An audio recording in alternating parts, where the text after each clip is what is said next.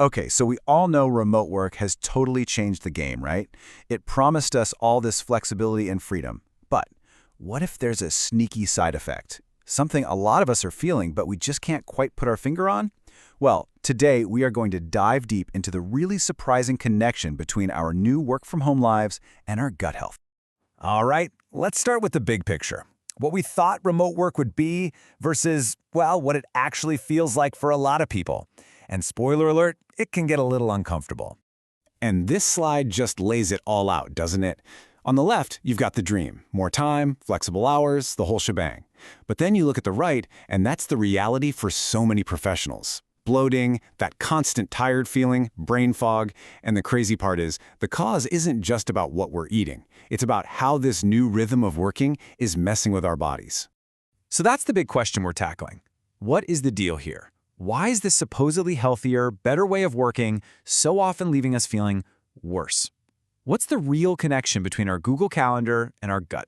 To get to the bottom of that, we have to kind of pop the hood and look at the biology of it all.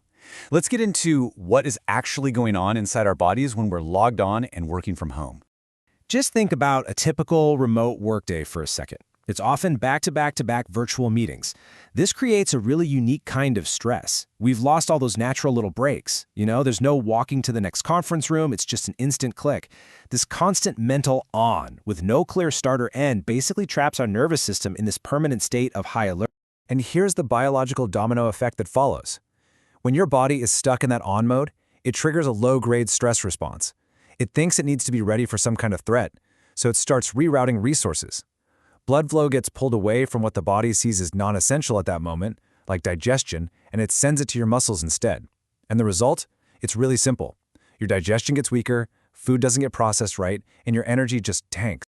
Okay, let's look at this from another angle now, through the lens of our body's natural rhythm. And this is something that, ancient wisdom has understood for literally centuries. And this gets to the absolute heart of the matter. It's a simple biological fact that you just can't negotiate with. Your digestive system is built to work when you are calm. It just can't do its job properly when your body is on high alert. It's not designed for that. The ancient practice of Ayurveda has this perfect metaphor for this, called Agni, or the digestive fire. Think of it like the engine inside you that turns food into actual energy. And all the things that define remote work, that constant stress, the lack of routine, sitting for hours on end, it's like you're slowly but surely pouring water on that fire, just weakening its power. And this right here shows us exactly what we've lost without even realizing it. These weren't just empty moments in our day. They were absolutely crucial, built-in breaks. That walk to a meeting, a real lunch break where you actually step away from your screen, these were the moments our bodies relied on to reset and, you guessed it, digest. And our gut feels that loss long before our brain even notices something is wrong. And, this whole decline, it doesn't just happen overnight. It's a really slow burn. It shows up as these subtle little symptoms that, let's be honest, most of us just brush off or accept as a normal part of work life.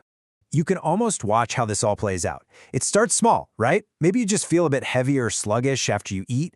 Then you find yourself needing that extra cup of coffee to get through the afternoon crash. And over time, this quiet problem gets louder and louder until it's seriously impacting your focus, your mood, and even your ability to make sharp decisions. So what's the solution? This part is so important. It's not about giving up on remote work. Not at all. It's about changing how we do it. It's about moving from these unconscious habits to making conscious, intentional choices every day. And this quote right here, this is the single most important takeaway from our whole conversation. The problem isn't where you work, it's the awareness, or lack thereof, that you bring to your workday. The real issue is working without boundaries, without any rhythm, and without respecting your body's most basic needs. So what does this unconscious remote work actually look like? Well, you probably know the drill. It's eating your lunch while you've got one eye on a PowerPoint presentation. It's skipping meals entirely because your calendar is just jammed.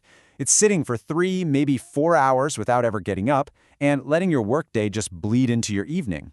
These are the habits that are quietly damaging our digestive system. So this is the game plan. This is how we move forward. Working consciously means making real choices.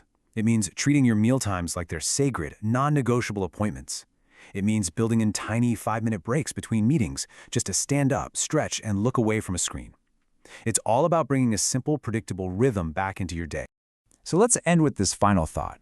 Our new way of working has fundamentally changed how our bodies function, day in and day out. The real unseen side effect here isn't just feeling tired or burned out, it's a slow and steady decline of our body's core engine. So the final question really is a personal one for you. Now that you can see the problem, how will you choose to work differently tomorrow?